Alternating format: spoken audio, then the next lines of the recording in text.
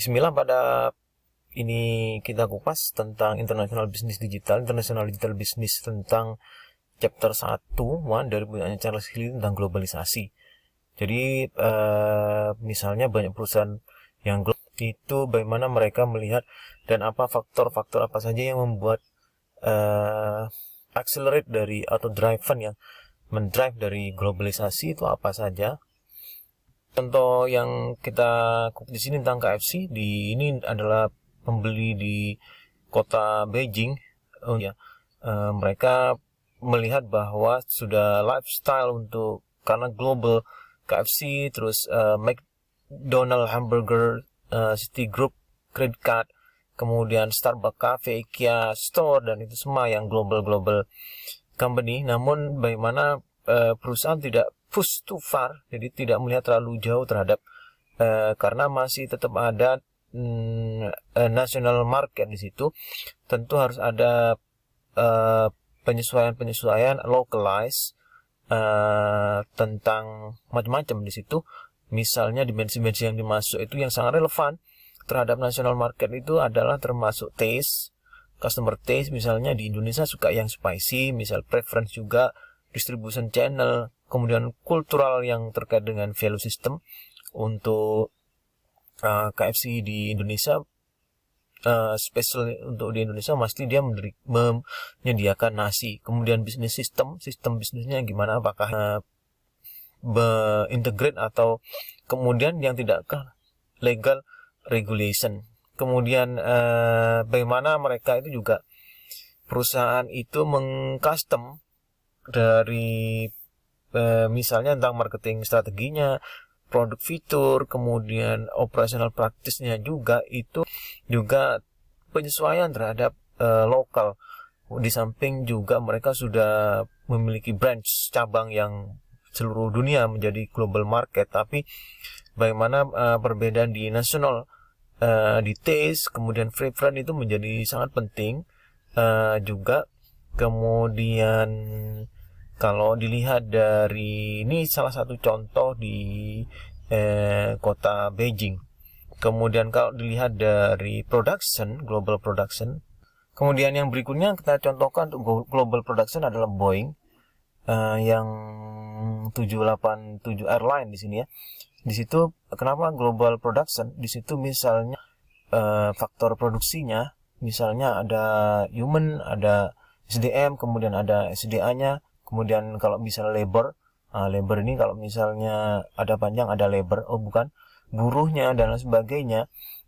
Dia melakukan outsourcing dari beragam negara dalam hal ini untuk mencari cost efisiensi, samping juga quality dari raw materialnya yang tetap dikontrol oleh pusat, sehingga dia mendapatkan competitive advantage karena menghasilkan produk yang lebih affordable, lebih low cost dengan high quality.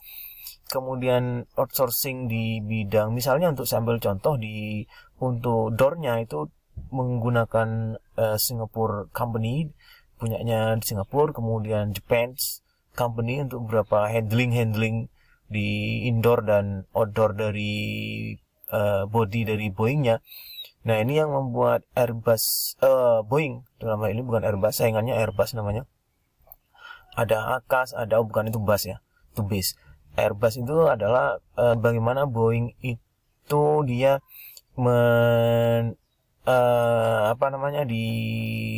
di struktur lebih banyak daripada outsourcing. Dari cost-nya itu ternyata lebih banyak dari outsourcing dan dibandingkan, dan itu ada foreign di negara-negara di luar dari Boeing itu sendiri.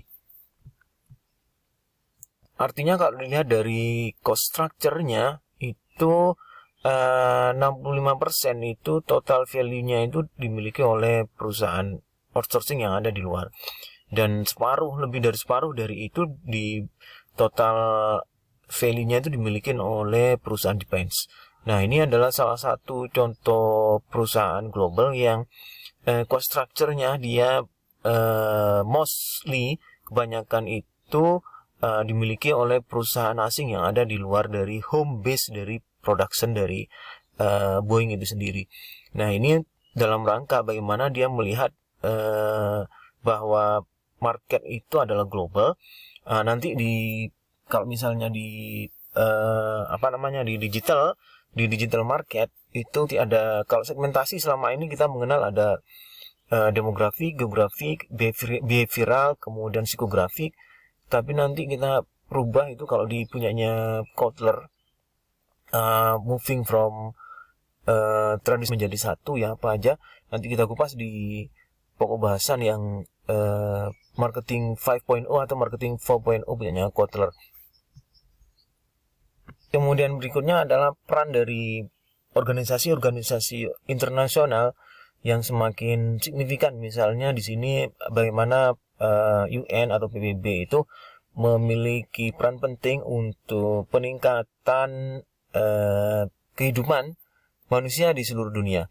Kemudian kita lihat lainnya. Kemudian selanjutnya adalah kita lihat di World Bank atau IMF bagaimana mereka itu, organisasi internasional itu memberikan pinjaman kepada negara-negara yang mengalami krisis seperti Meksiko, Argentina, Brasil, dan termasuk di negara kita, IMF terutama. Dan di situ bagaimana kita melihat dari krisis ekonomi yang melanda di dunia, namun juga tidak hanya melanda negara yang middle tapi juga negara maju.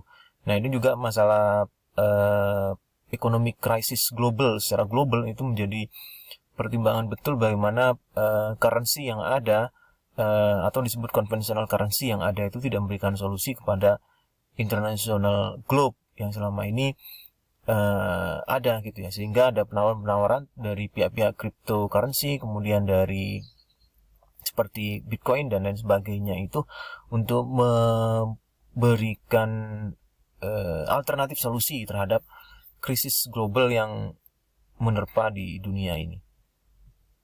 Apa kaitannya dengan digital business? Tentu sangat relevan sekali. Jadi kita ambil contoh misalnya bahwa disruption di digital teknologi atau seperti Google, seperti internet ini, digital teknologi di sini merupakan menjadi sebuah opportunity untuk bisnis dalam produk baru juga, atau service untuk customer, dan juga dia bagaimana untuk mentransformasi di internal bisnis prosesnya yang selama ini misalnya dia itu konvensional, tapi bagaimana secara digital multi yang layernya yang terlalu banyak menjadi smaller atau menjadi semakin pendek layernya. Kemudian kita ambil contoh di sini adalah Google.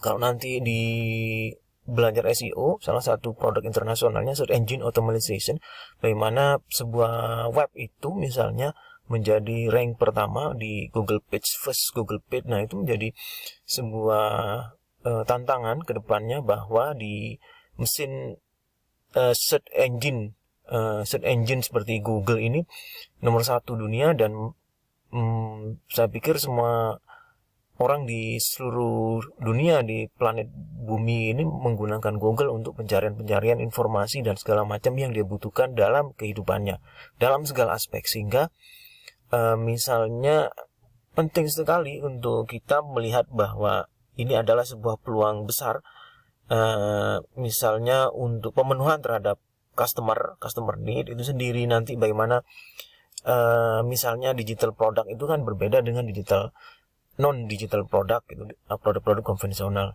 sehingga ada hal-hal yang memang lebih dalam, misalnya untuk kebutuhan customer dalam mendistribusikan dan menggunakan dari produk-produk digital itu tentu lebih gampang.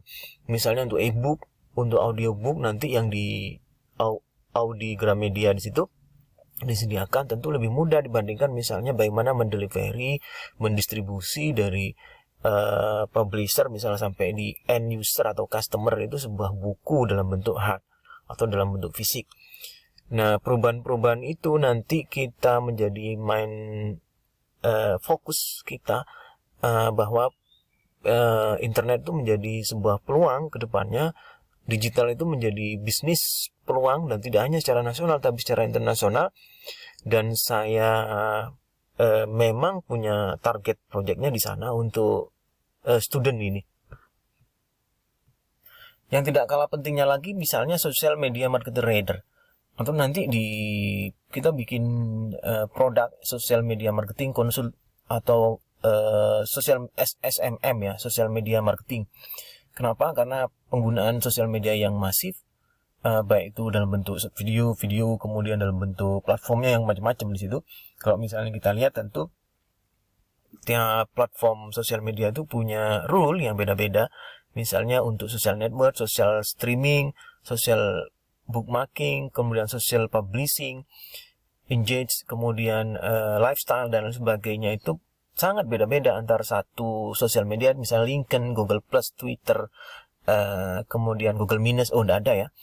Kemudian misalnya di Facebook, itu punya rule yang beda-beda. Nah, peran social media marketing raider itu adalah untuk mengontrol secara komprehensif dari sosial media yang ada itu. Tujuannya apa? Untuk tujuan-tujuan yang memang misalnya apa yang diinginkan dari perusahaan atau dari entitas institusi lainnya. Nah, misalnya kita mau masuk di produk untuk digital, misalnya untuk social media marketing, tentu itu peluangnya sangat besar sekali. Berarti dia masuk di digital marketing, dan digital marketing itu ada banyak hal di samping social media marketing. Ada YouTube marketing, ada email marketing, tidak kalah pentingnya. Ada email, ada Ida, ada Denny, bukan email ya, email. Jadi di situ walaupun old fashion, artinya walaupun dengan model yang lama email, tapi sampai sekarang masih tetap digunakan.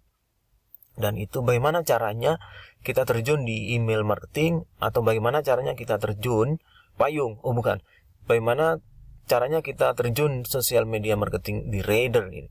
Saya saya mungkin melihatnya tidak banyak di Indonesia menerjunin secara organize gitu ya. Kalau misalnya secara persen to persen mungkin bisa. Kemarin juga kita nyoba social media marketing Raider untuk beberapa perusahaan, ada di Surabaya perusahaannya, kemudian hotel di salah satu hotel besar di kota Surabaya juga, di lokasinya di Malang. Itu kita mencoba social media marketing dan itu juga bisa. Namun more professionally, dan karena targetnya di international business, tentu bagaimana kita bisa tidak hanya di Indonesia saja, tapi juga bisa marketplace-nya itu adalah di global. Nah, selama ini yang menjadi gampang bagi mahasiswa adalah misalnya untuk reseller dan dropshipping. Nah, itu kita reverse strategi. Jadi kalau misalnya itu kan dari eksternal kita, dari luar misal masuk ke Indonesia, kemudian baru kita tapi kita balik sekarang, bagaimana kita memiliki production macam-macam, misal dalam bentuk video editor, kemudian dia di translator, kemudian voice maker. Itu juga sesuatu yang sangat baru dan tidak banyak mungkin, tapi kita bisa langsung memiliki sebuah digital product dan memiliki job di sana. Terima kasih.